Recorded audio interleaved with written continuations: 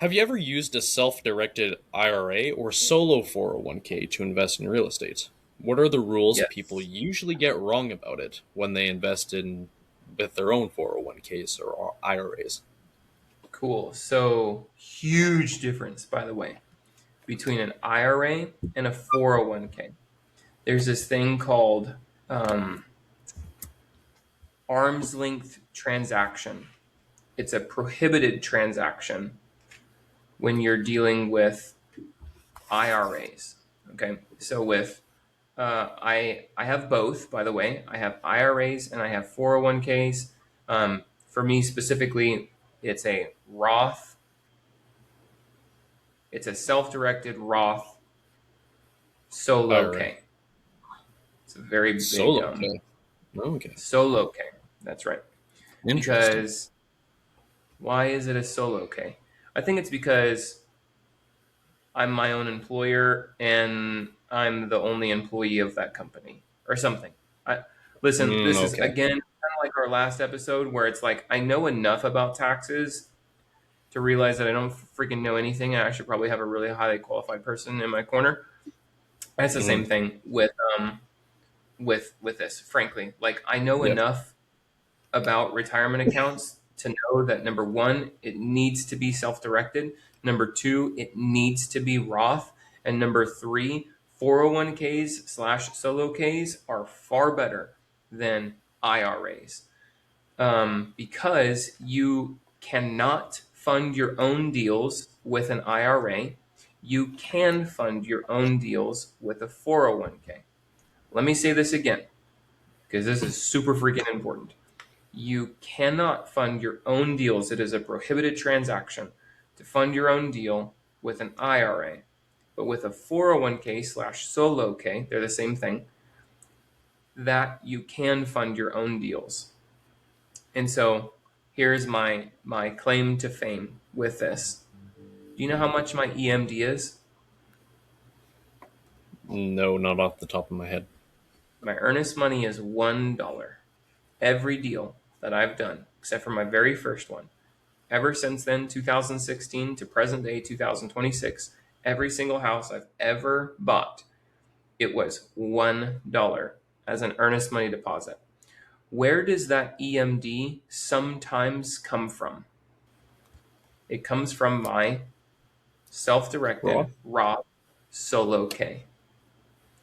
That Okay. way, when I make $80,000 on that deal that I flipped or I wholesaled or I novated or I whatevered, when I make profit and I realize the profit, tax free gains. I literally go from $1 to $80,000, which is an 80,000x return, which is an 8 million percent return. I think. I don't think that I'm exaggerating. It's two zeros, right?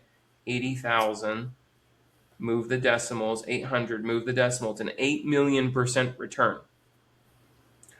That's insane. No taxes to the IRS. I That's love. crazy. And the cool thing is, I have the company that I chose to do this with. I think it's called Titan. I would have to go into my files. I'm like 95% certain it's called Titan. And Titan Bank is the best because I don't have a custodian. Meaning I have checkbook access. Matter of fact, I have better than checkbook access. I have a card. I have a legitimate Ooh. debit card that I can Okay. go swipe, and I don't have to ask for anybody's permission, and I don't have to make sure blah blah blah blah blah blah blah. I do have to justify it. I do have to provide receipts and blah blah blah. But like if a deal comes by my desk right now and I need to take action today, we don't have time for any funny business with a freaking custodian and stuff. Like most people with their self-directed IRAs and such, they have a custodian, meaning they don't have actual checkbook access. They're not the one who can sign. They're not the one with a stroke of a pen. They have to get all the documentation and the permissions and make sure that it's not a prohibited transaction such like this. Disqualified persons, which is if you have a spouse, if you have anybody who's in your direct lineage, right? So if you have parents, if you have children. I think you can do cousins, and I think that you can do aunts and uncles. Again, not really my wheelhouse. I like not nerding out on things like this. Um, but you have to like prove all of these things, right? And nobody's got time for that. When you have a deal, you have to hop on it immediately. You have to be able to say, yes, I'm ready to invest. And so I literally have account and routing number. I have a debit card. I have a checkbook, all of which gives me the ability to wire, send a check, or swipe my card. Super That cool. is Huge, very huge. nice. That is Yeah. very nice. Nope, bump my camera there. There we go.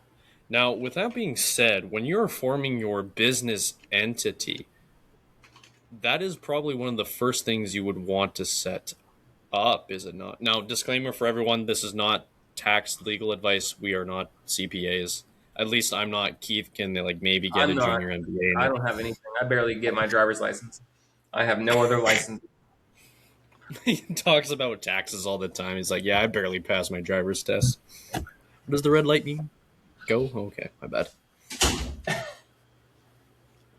But going back to my original question there, that's is that the specific account you want to open up if you are starting your legal entity for your real estate investing business? Is the Yeah, self-directed Roth IRA solo K? Did I nail it? not an IRA. Do not say the words Dang IRA. it. Not Solo IRA. K is Okay. way better than so Solo K and 401k, they're the same difference. A solo K actually is a 401k. It's a solo 401k. Just 401ks are typically from big companies that have a whole bunch of employees, and a solo K is like, hey, my company is my employer. I own the company, and I am the employee. And there's only one employee.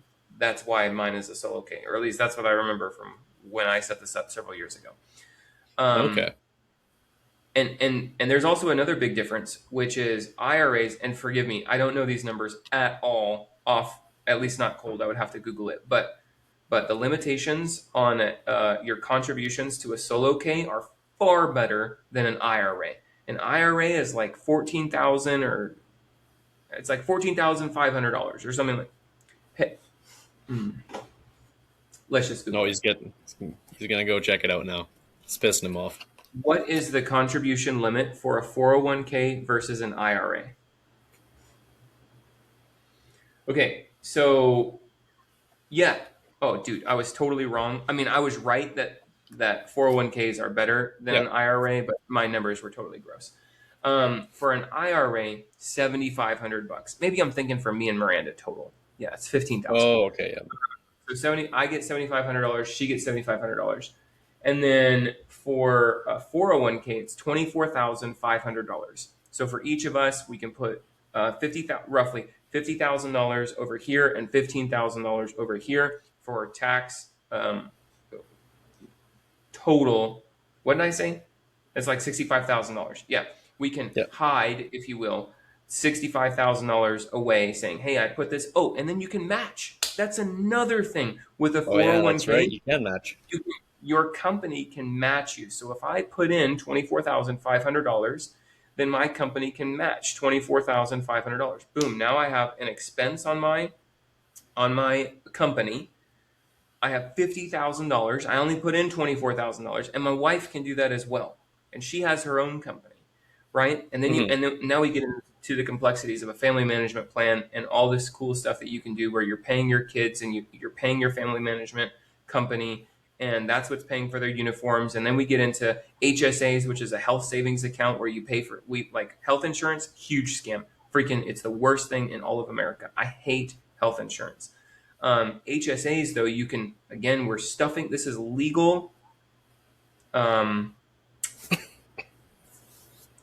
what's the best way to put this? I don't want to like misrepresent this, but at the same time, like it's really sexy. It's the legal way of evading taxes. It's the legal, not the illegal way, okay? Don't do anything illegal like selling drugs. It's the legal way of not paying taxes. You put this money in and it grows. That's what a Roth component is, by the way. You are, again, not a tax freaking advisor. I just watch YouTube videos. Okay. Everything that I'm saying is free information. I have bought a couple of courses. I bought 2 courses from CPAs. I freaking love them. Mark Kohler has the best course I've ever been through, by the way.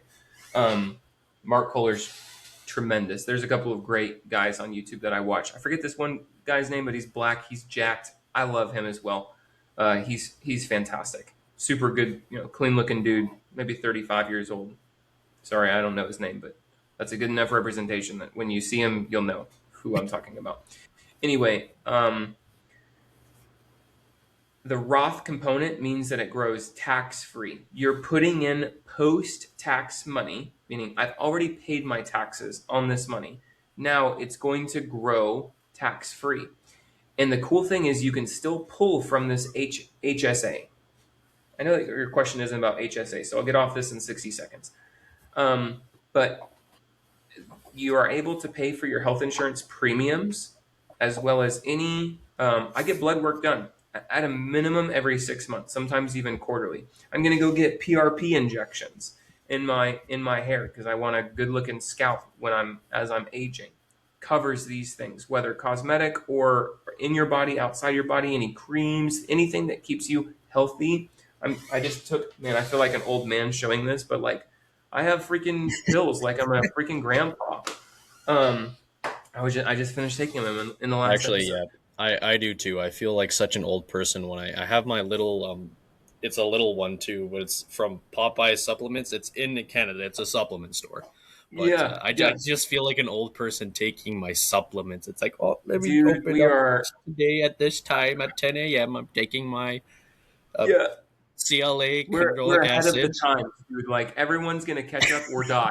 That's it. They're gonna catch up or die. You're That's right. gonna live a fat, unhealthy life and get sick. Eat right, move your body, drink water, sleep well, take your Yep. supplements. Strength training, Okay, kettlebells. Love that. so HSAs are really cool. I love that. Let's get back onto Roth versus IRAs. So Hmm. I meant to say 401ks versus IRAs. So you can contribute more. You can fund your own deals. You can get matching benefits from your company. I'm sure there's other benefits out there, but I'm a real big fan of these things, and I think that you should max out as long as you're financially able to. I believe that you should max out these contributions every single year. It is again the legal way of evading paying capital gains on your investments. It is such a blessing. I do not like paying taxes. I don't know about y'all, but if you want to not pay taxes, I can hook you up too. I have people at Titan at the bank. Happy to put you in contact with people when it comes to setting up your entity. I can put you in contact with. This is all part of our program, by the way. I don't make any money off of that. I don't freaking do this crap for you. I'm happy to send you over to the folks who really are industry leading, experts in their field, though. So if you want a CPA, make sure to see Keith, everyone. He's got your back. CPA, And the folks over at Titan too. entity structuring, self-directed. Oh, dude, this is actually somebody who I'm bringing in. I have a great friend. He's an attorney. Almost everybody actually who is listening to this podcast will know who I'm talking about. His name is Jeff Watson. If anybody know who Jeff Watson is, you're cool. I like Oh, you. We should hang out. But Jeff Watson's coming on to the show. Yeah, and I think I have him booked out in late July. It's right around my birthday. It's late July or early August. Gonna bring him in, okay. and this is what he's talking about: is setting up retirement accounts, Roth, specifically Roth component retirement accounts. I think he also likes 401ks better. Yep. He's the best of the best, by the way. I mean, he is industry renowned. I love this man. He is brilliant. Awesome. Talking way too much. Awesome. What's the next question? What do you wish you'd known about debt service coverage ratio, the DSCR loans, before you used one? I'm going Because to you use twist them this quite a little frequently, bit. don't you? Well, besides now I do. private Yeah. money. Yeah, I'm going to twist your question a little bit to fit my story. It's not that's okay. just what do I what do I wish I had known about the debt service coverage ratio loan. I wish that I knew about DSCR loans. I didn't know about them until 3 years ago. That's embarrassing. Really? I didn't know that they Really? existed, That is literally. surprising to me. I am surprised at that. It wasn't I am until genuinely shocked. yeah, it might not even be a full 3 years. I think my oldest DSCR loan is like 2.5 years. It might be, we might be creeping up on three. I'm fairly confident it's 2.5 years old. November. Yeah, we bought the house in November. I have held rentals for 2 years and change. And as of right now, I think we're at like 2 years and 6 months, 2 years and 7 months. So I Okay. didn't know about them, dude. I so wish that I. So so my one of my previous mentors, totally against, totally, completely, 100%, like they're dead wrong 100% of the time. Completely against conventional financing. And so I drank the Kool-Aid, bro. If anybody doesn't know what that means, that just means that like I That's a cult reference for anyone that doesn't know. Drinking the Kool-Aid was how a specific cult committed unaliving themselves, because I can't say that word on YouTube. So yeah, yeah. that's what drinking the Kool-Aid means. It means I bought into that belief. Is what I mean to say. I bought into the belief that banks are bad and we don't like banks. We don't like personally guaranteeing debt, so on and so forth. I no longer am of this belief pattern. I think that banks do have a place in every investor's portfolio. I do, and I say that with a lot of conviction. I believe that banks do hold a place in every investor's portfolio. There will be a time that you need a bank. I'm buying a house right now, my own personal residence, and I'm using a bank. And I'm here to tell you, dude, there is a freaking butt ton of paperwork. There's so much paperwork. But at the end of the day, am I really grateful to have a today's date, 5/26, 2026. Prime is lending at 6.75%. Just in case anybody doesn't believe me. Alexa, what is Prime lending at? According to Wikipedia, the prime rate or prime lending rate is an interest rate used by banks, typically representing the rate at which they lend to their most creditworthy customers. By the way, you have two new Alexa, notifications. what is Prime lending at today? The closest answer I know is from April 30th, 2026, when the United States' prime loan interest rate was 6.75%. ooh, 6.75%. My loan is 4.25% because I bought it down. okay. I could not get hard money, private money, DSCR. I can't get anything close to 4.25% right now. That's I'm pretty low. floored about that. I'm stoked. Yeah. So every investor, there is a place for conventional financing. Even though I hate them, even though I don't like working with them, even though they're a pain in the ass and there's so much paperwork and they make you give up your left leg and your firstborn son if anything goes wrong, they have a place.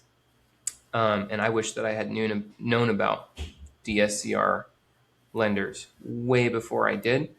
As I feel like what Dayton is trying to get to is that everybody knows this. Everybody who knows me knows this. My single one regret in all of life. I do not have any regrets in life. I really feel like I have lived a very clean and honorable life. I never did anything crazy. But the one regret that I have was not holding on to more houses. And if I had started holding, I didn't hold on to a single house until my 8th year into my investing career. For 8 years, if I had just kept one out of every 4 transactions that I did, my life would look significantly different than what it looks like right now. And if I bump that up to one in every 3 or every other one, oh my goodness sakes, massive difference. But even one in every 4 would be a huge difference. But no, I had to go freaking blow it because I was stupid and young and greedy. And dude, if I had known that DSCR loans existed, I would have. But I didn't because I was only playing with hard money, private money, and knowing about conventional, like literal conventional financing or FHA financing or VA financing. Um, Hmm. Dude, DSCR loans rock. I love them. And while we're giving referrals out like freaking candy, I have many friends that are DSCR lenders and happy to put you in contact. So let me know if you need a good lender. All 50 states covered, by the way. I know three guys and they all cover the majority of the states, and all three of them together cover all 50 states. So if you need DSCR funding, hit me up. I'm happy to pass along a referral. Excellent. Just throwing handouts all over the place on the podcast. Yeah, buddy. You're gonna have to get affiliate links for all these. All your friends just One has to day, get when affiliate I links. when I have 100 people sign up for them, then I will. Then I rate one. Awesome. My final question for today is kind of going back to the basics here. How do you fund your second and third deals after your first one? What's the capital stacking strategy most people miss when it comes to that? Always be raising private money. This is gonna be the shortest freaking answer ever. A lot of people think, oh, I'm gonna do wholesales, and then I'm gonna jump into fix and flips, and then I'm gonna graduate from that, and then I'm gonna hold on to them, and then I'm gonna blah blah blah blah blah blah blah blah. Blah. You do not have to follow this stupid, like people say, oh, you have to crawl before you walk, and you have to walk before you run. Matter of fact, that is 100% false. I know so many people. I didn't wholesale first. And I know hundreds, if not thousands, of other people who jumped straight into fix and flips, who jumped straight into BRRRRs, who's jumped straight into commercial or multifamily or syndications or all of this like big level stuff, dude. You don't have to crawl. You don't have to be an embryo before you turn into a baby, before you turn into an adolescent, before you turn into a teenager and an adult and an old man. It is false. So I just want to eliminate that limiting belief. You can just that belief doesn't serve you. Roll it up into a ball and toss it out. Um, Always be raising private money. You don't have to go do a whole bunch of deals in order to stockpile cash, like a whole bunch of wholesale deals. $5,000 here and $7,000 here and $2,000 here and $20,000 here in order to get $100,000. And oh, great, now I can do a fix and flip, but it has to be a really small fix and flip because I only have $100,000. So I'm going into the slums of Detroit. And Mhm. no, this is totally false. Get the limiting belief out of your brain and just realize you always need to be raising private funds. With hard money, private money, and DSCR, or let's just call it conventional funding, those three types of funds will get you every deal that you need, and you can literally do it with no money out of your pocket. $1 as your EMD, fully funded. Again, the critical component of this is the private money lender. So will a hard money lender let you do it, no money out of pocket? No, they will not. Will a DSCR lender allow you to do a deal with no money out of pocket? No, they will not. You have to have a private money lender. So constantly be raising private money. Every single deal, y'all should be posting on social media. Every single deal, even multiple times throughout that deal, you should be posting about it. What are you learning? What hit you that you didn't know? What is a thing that you had to, an objection that you needed to overcome, right? These sorts of things. When you pay back your private money lender, how much did they make? Before and after pictures.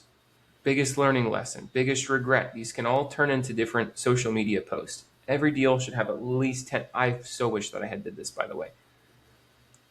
I wasn't on social media until shoot, it's been 1 year. It's officially been 1 year. I started at me and Miranda's anniversary last year, and we just celebrated our Oh, anniversary two nice. days ago. 12 years, Congratulations. go us! Thanks, man. So I started social media May 25th, and today's the 26th of 2025. So it was 5/25/2025.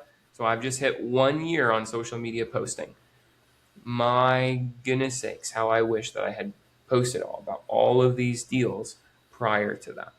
Oh, missed opportunity. huge mistake. And I hate social media. I think that people go on and just do their doom scroll and just brain rot themselves, and it disengages them from their family and loved ones. And I'm totally against social media. But what I will tell you is don't be a consumer, be a creator. Put your post out there and get the heck off. It's called Mm. Post and Ghost. I'm the biggest fan of Post and Ghost. Man, I don't even know. People people trash talk me all the freaking time. You know what? Talk your shit. I don't care. I don't even see it anymore. I literally post and I get the heck off social media. So that's what you should be doing. That's what you should be doing. Get people into your DMs, engage with real people who actually have a high intent. Get them on phone calls, get them on a Zoom or whatever, and you will bring in private money lenders regularly if you are posting about your deals. That is the secret sauce. That is the secret sauce. Man, that was awesome. That is Thanks, an dude. epic place to end off this episode of the podcast. Thank you, everyone, for watching. Wait. One more thing. One more freebie while we're Okay. handing out stuff. If you want to know how to raise more private money, I have a course teaching you exactly how I raised my first $10 million of private money. We'll give it to you for free. It's free. There's no catch. There's no bait and switch. There's no gimmicks. There's no blah, blah, blah, blah, blah, blah, blah, blah. Dayton will put it in. There's going to be a link below. You can click on the link and you get the course absolutely 100%. It is the for free. last link of every freebie we have. Every freebie we have is all in the description. It's right at the bottom. Dope. The last link. Go get is that thing. The one free course. Do yourself a favor. Do your family a favor. Do your business a favor. Do your future self a favor. Go through that course. Learn how to raise private money, because that is going to be the linchpin that your business pivots on to either be successful or you're going to fail. Private money. That's it. Okay. Awesome. That was a good episode, man. I appreciate the camaraderie we had in this one. Everyone, thank you for watching this episode. We hope to see you in the next one. Come along for the ride with us as we explore the elusive and intriguing world of real estate. And if you have any more questions, make sure to drop it in the comments below, because I will take them and I will ask Keith on one of the episodes. Take care, friends. We will see you all later. That's a wrap on this episode of the First Deal podcast. If you haven't already, hit subscribe on whatever platform you're listening to us on so you never miss an episode. We drop new content regularly, and every single one is built to move the needle forward for you. In fact, you can usually find that content right here. That's all for now. We'll see you on the next one, my friends.